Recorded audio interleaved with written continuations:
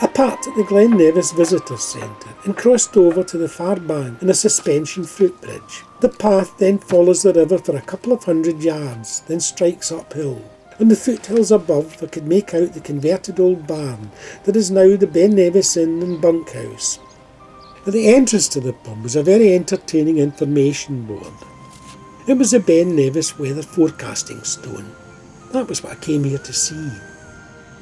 I read it and then headed back for the car. As I arrived back at the Steall, I noticed a signpost. This was the popular path up Ben Nevis. It joins the path from the pub at a cairn. There seemed to be quite a few climbers making their way up. It was going to be a busy day in the mountain today.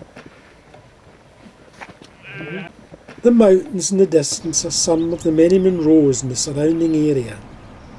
There are almost 20 Munros within a 10-mile radius of Ben Nevis, and as I headed further into the glen, I found it to be very attractive indeed, and I soon arrived at the lower falls in the water of Nevis. I went down for a closer look. A massive rock separates the torrents here. It was quite a turbulent river. I went back up for another view. The boy in the kayak seemed to be edging his way in, and sure enough, a couple of nudges with the paddle and he was off. I raced to the other side of the bridge and there he was, safe and sound. Amazing.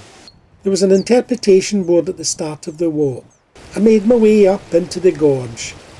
The Nevis Gorge was described as being almost Himalayan in character and the finest example of its kind in Britain. Across streams, bridges and rock gullies, it was very busy in the gorge today. The rocky path clings to the steep sides of the gorge, high above the rampaging river at the foot of the glen.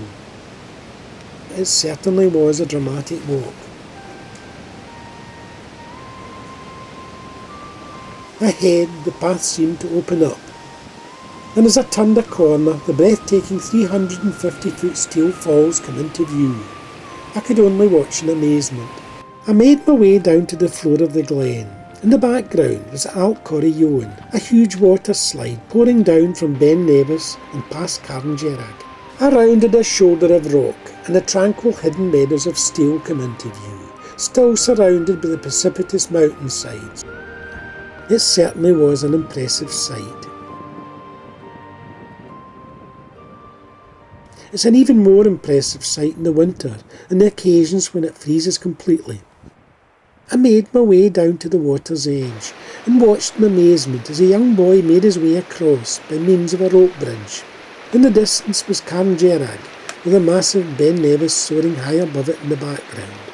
As the boy neared the other side, another couple decided to set off. The man took no time at all in getting going. In fact, he made it look so easy. I was almost at the stage of trying it for myself. The more I watched, the less confident I felt, and I decided that the trapeze was not for me. I wasn't born to be a circus performer. They're the third highest falls in Scotland. There is a wonderful classic mountain route accessed from here called the Ring of Steall, a traverse of 4 Munros, in Garrinach, Stob Corriacharn, and Bodach, and along the Devil's Edge to Scouravan. I made my way back onto the path and headed back. It is unbelievable just how close this wild and remote place is to the bustling biz of Fort William. I decided to take a walk down to the water's edge for a closer look at where the water of Nevis enters the gorge. I headed back up onto the path to make the return trip.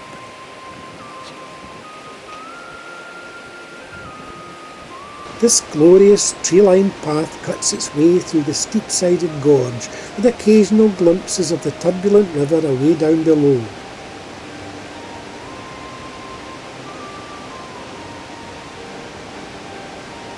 There was one part of the walk where, after negotiating a tricky burn, there's a short section where a path balcony has been blasted out of the hillside. A wonderful walk, well worth the trip.